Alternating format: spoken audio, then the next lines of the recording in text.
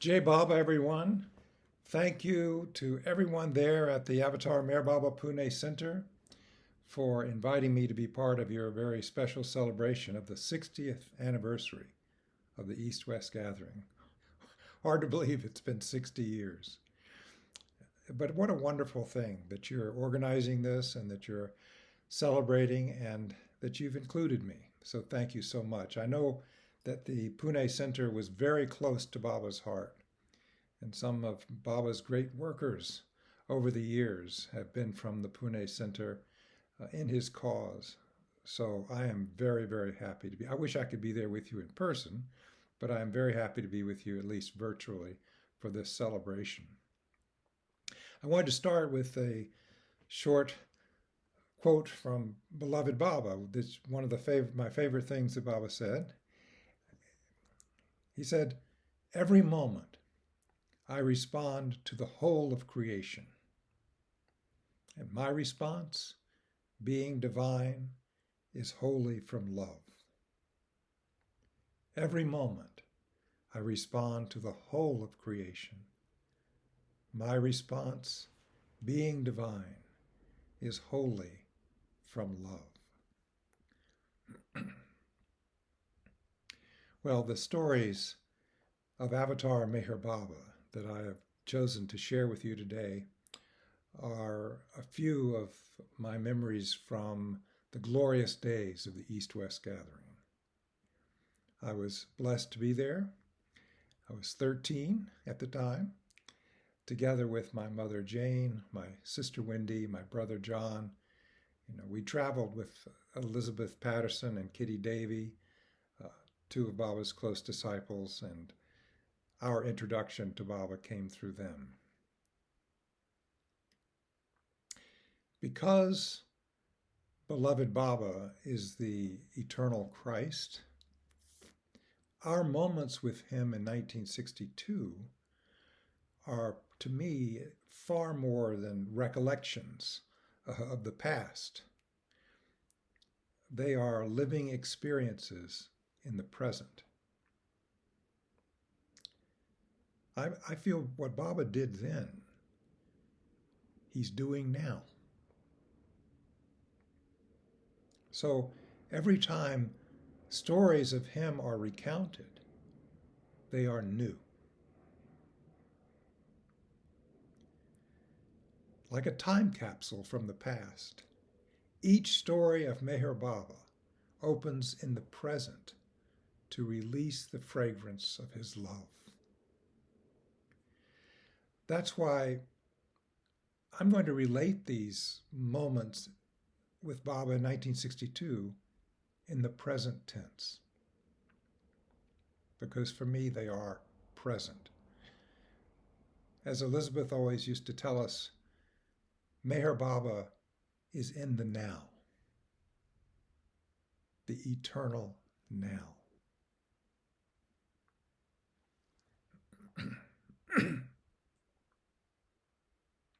One morning during the Westerner session with Baba, I am sitting next to Baba's knee, staring intently into his face. Baba is swaying gently, listening to ghazals being sung for him. Baba's graceful movement, combined with the rhythmic beat of drums, has a hypnotic effect on me.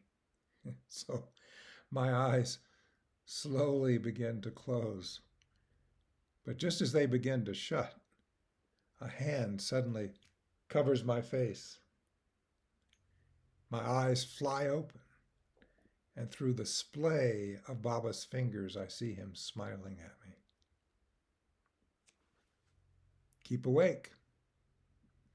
Baba doesn't want anyone dozing in his presence. At one point that morning, Baba picks up his sadra and says,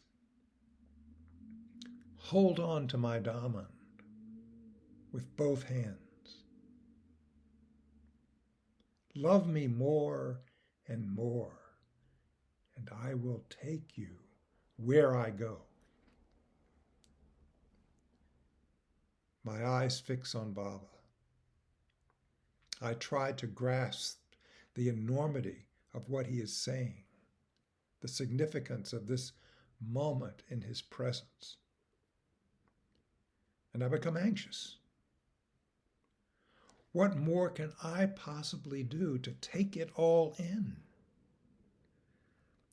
I have only these few days with him, and my capacity to absorb the experience and deepen my connection with him feels so small and limited.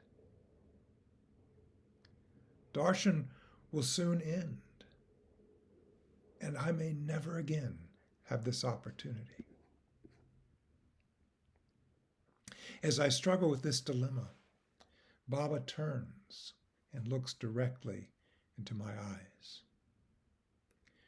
Reaching down, he grabs my chin and shakes my head vigorously from side to side. Inwardly, I hear Baba say, "Don't worry. Just enjoy this moment. Remember, you can only receive what I choose to give you." So with that admonition, I let go of all worry and anxiety, content now just to be in his presence. For the remainder of the darshan, Baba gives what he knows I need. No more, no less.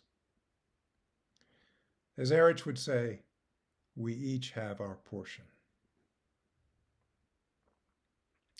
On another morning, darshan ends, and Baba remains seated, watching as his Western lovers reluctantly trickle out of the room. I linger behind, hoping for a repeat of the previous 2 mornings when Baba called me over for an extra embrace. You see, we were only supposed to embrace Baba when we first arrived, and then when we were going to leave at the end of the darshan in 4 days. There was supposed to be no other embraces, but I would linger each morning, and somehow Baba would cave in. And I guess because I was a child, and he would open his arms and give me that extra embrace. So this morning I was hoping for that extra embrace. My mother's on my side, and we're backing out ever so slowly toward the door. Baba's gaze sweeps across the hall and lands on us. Looking at Mother and pointing at me, Baba gestures the sign of perfection. I take him to mean I am pleased. Then he looks into my eyes, opens his arms, and something new, purses his lips as though to give a kiss. Without hesitation, I race across the room into his arms. With eyes closed, I kiss Baba full on the lips. Soft, warm, tender, a moment of pure bliss. When I open my eyes, Baba's looking at me with what seems like surprise. I suddenly wonder if he meant for me to kiss him. In the next moment, my question vanishes as Baba takes me in his arms. For the next 10 years, I say nothing to anyone about that kiss. It feels too intimate to share. Although Mother is a witness, we never speak of it. Then one morning, years later, and must be 1970s, walking with Erich near Meherazad, Eric suddenly stops. He turns to me and he says, "So, you kissed him?" Startled, I reply, "Yes, Eric. In that moment, I felt that is what Baba wanted me to do." Eric smiles, shakes his head in wonderment, and says, "We Mandali were amazed. You are very fortunate. It was something we had not seen."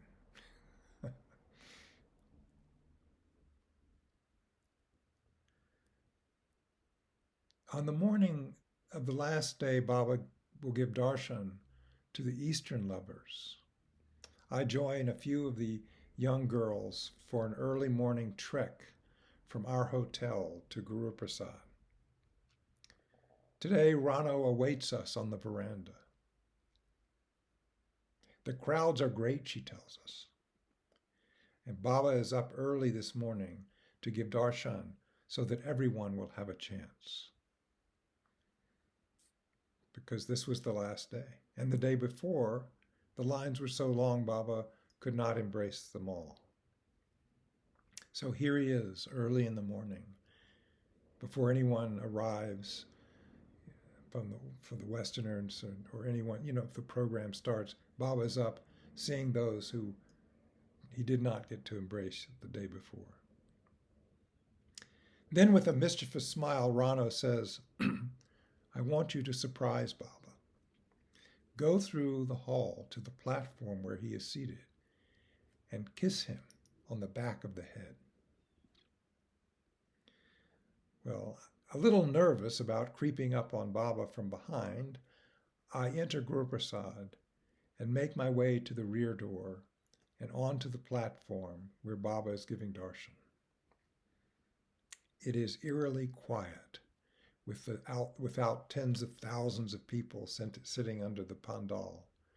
There were just two lines, men on one side, women on the other, and they're silently inching forward one by one as they come before Baba. Our little group huddles at the door behind Baba. With some reluctance, I decide to be the first to surprise Baba as Rano had instructed. I slowly walk across the stage, bend over, and kiss Baba on the crown of his head. Baba turns, looks at me with a delighted smile, and reaches out to stroke my face. Then he gestures for me to sit there next to him. With a gentle touch, a glance, a smile, Baba greets each of his lovers. Offerings of flowers and fruit pile up at his feet. Garlands are placed around his neck, quickly removed by Eric to prevent pain in Baba's neck.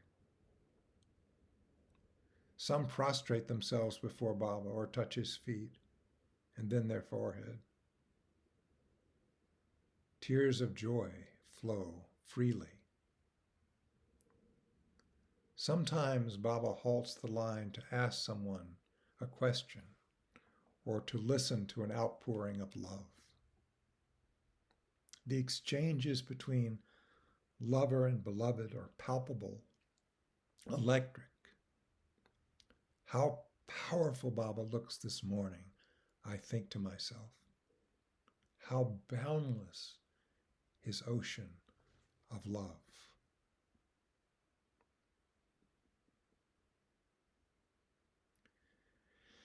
At the last morning session with the Westerners, I sit near Baba, dressed in my mustard yellow sport coat, white shirt, and dark tie.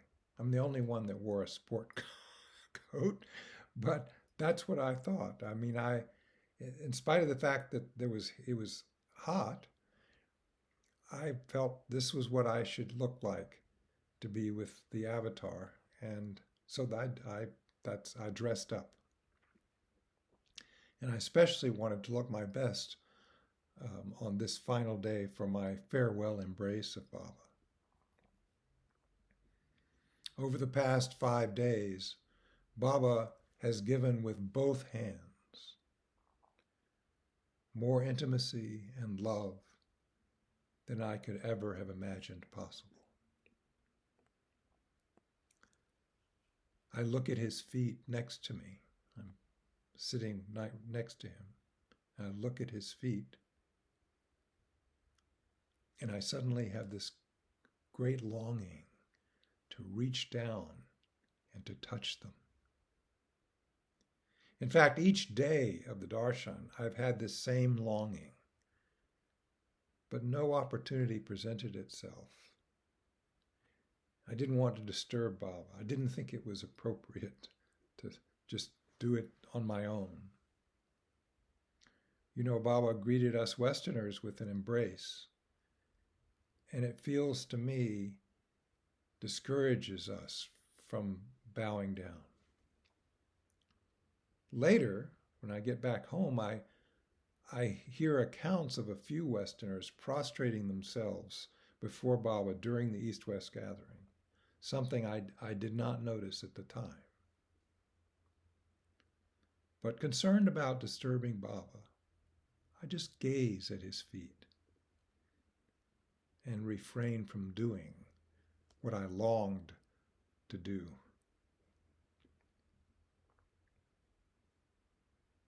Mid-morning, Baba's brother Baram asked Baba to take the group outside so he can film us with Baba.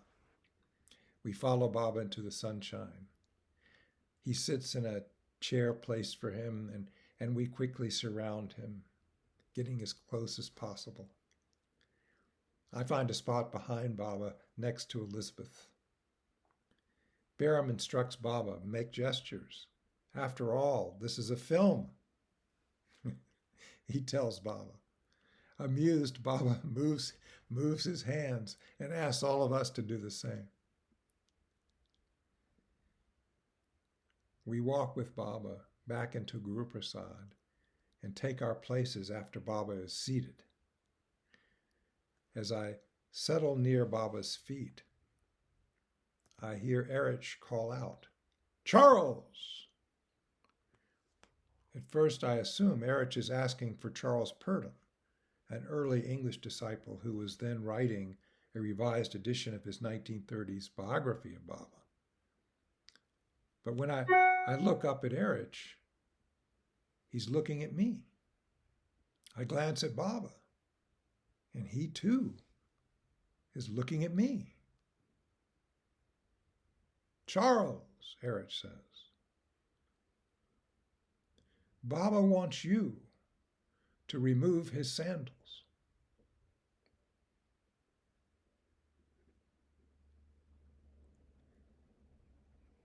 My heart leaps as I bend down to do as Baba asks.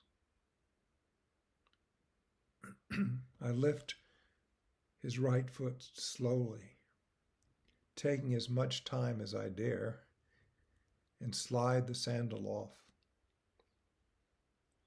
Baba does not lift his leg. He lets me feel the full weight of his foot. Then I do the same with the left foot, holding it in my hands for a moment after the sandal is removed. And what flashes through my mind are the words of John the Baptist in the New Testament. I am not worthy to unfasten the sandals of his feet.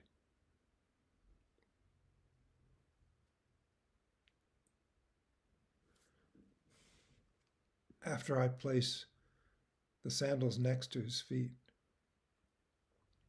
Baba reaches down and strokes my chin as though I have done something great. I look up at him and think, Baba knows my heart. For the rest of my life, I will return to that moment and remember Baba knows my heart.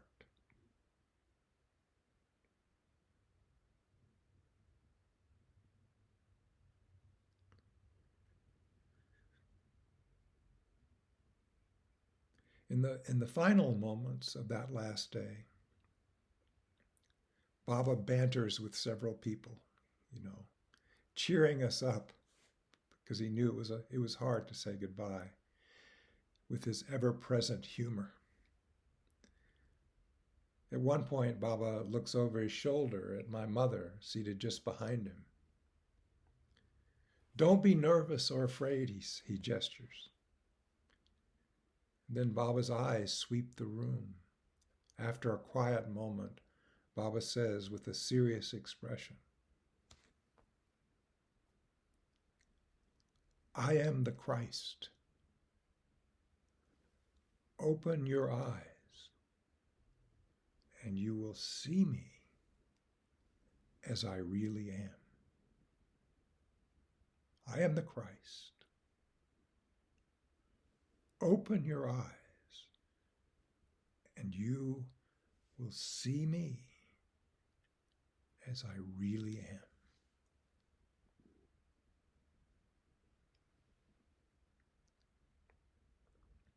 Baba prepares to leave. Reaching for Erich's arm, he stops and falls back into his seat. Looking helpless, Baba gestures something to Erich.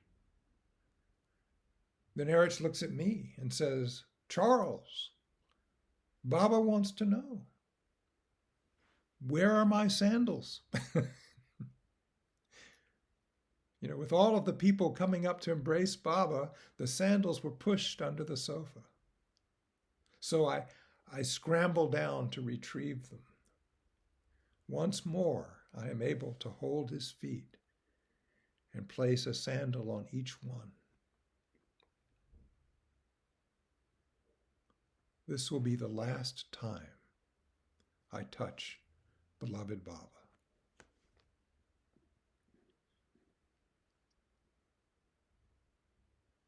Now Baba rises with the help of Erich and slowly makes his way out of the room. At times Baba looks powerful, large.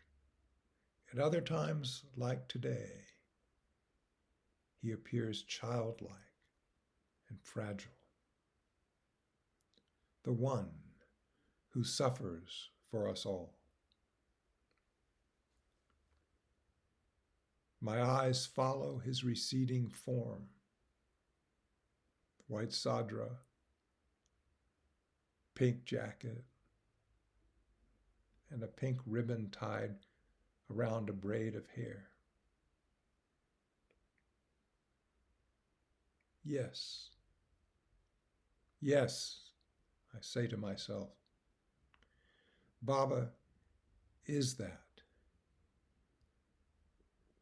He is the Christ.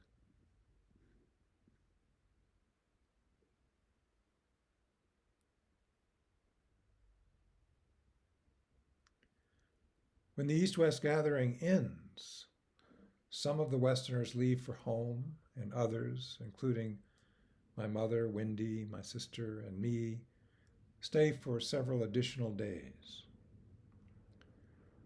A day trip takes us to Meherazad, Baba's residence, and Meherabad, site of Baba's early ashram, and the Samadhi, the tomb shrine that will one day contain his body.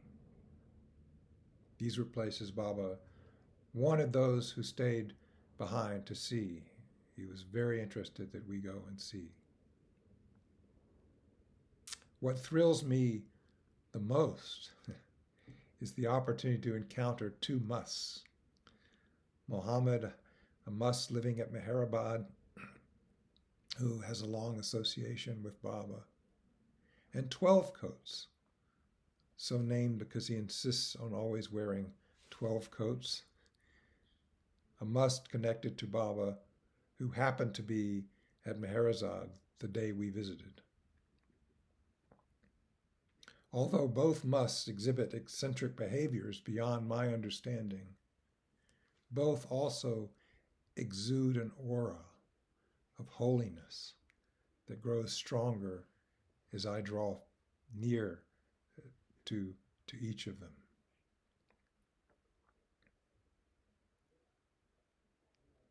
On the day prior to our departure for the United States, I am reconciled to leaving India. The few days of visiting places associated with Baba helped dry my tears and ease my pain. As I am packing, though, word comes to the hotel that Baba is leaving Pune tomorrow morning and invites us to come to Bun Gardens to say farewell. How typical of Baba. After tears and grief dissipate, he allows us to say farewell once again.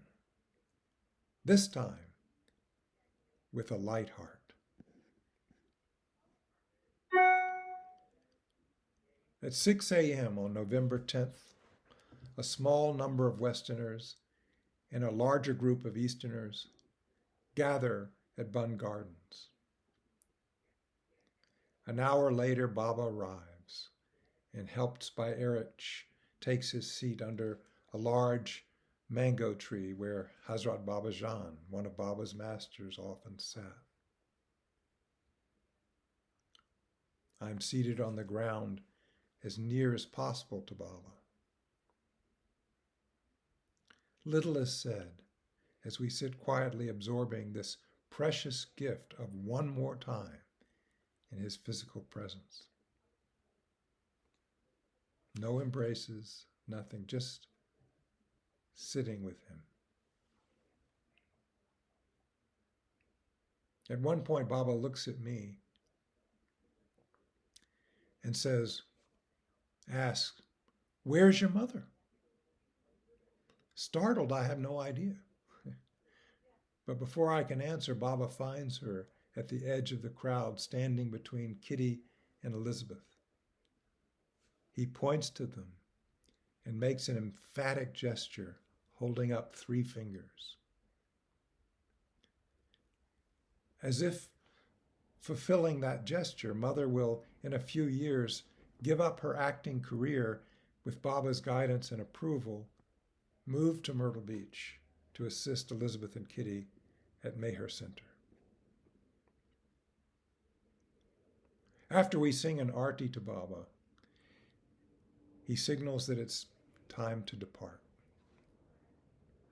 Baba makes his way to the car and gets in the front seat of the car, the window down.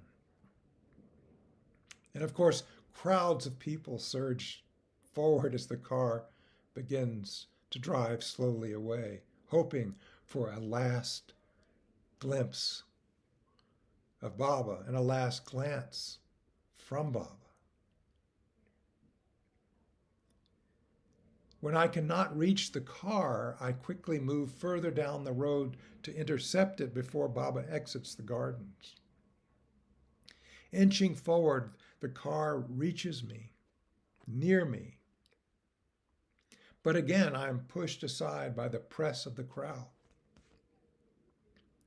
At the last moment, just as the car is about to break free of the crowd, I managed to reach Baba's window. "Goodbye, Baba," I gasp. "I love you." The last gesture to me from Baba is once again the sign of perfection, which again I take to mean I am pleased. The car finally breaks through the crowd and disappears down the road. That will be my last glimpse of Meher Baba in human form.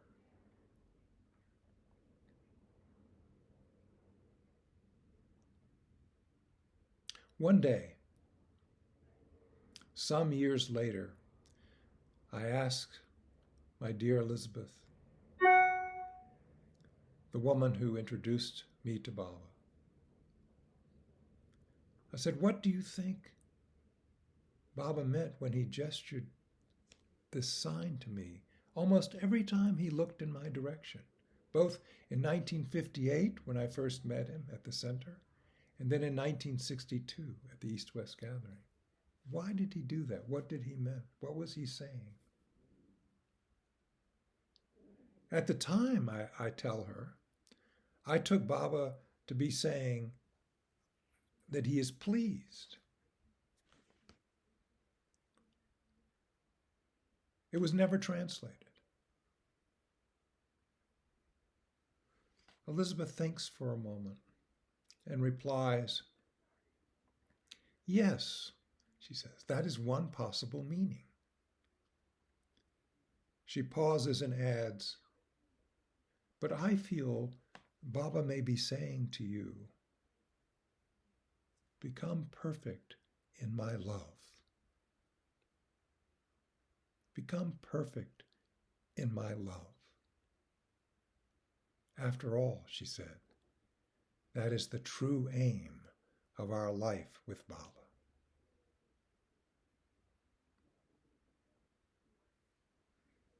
Baba says, every moment I respond to the whole of creation.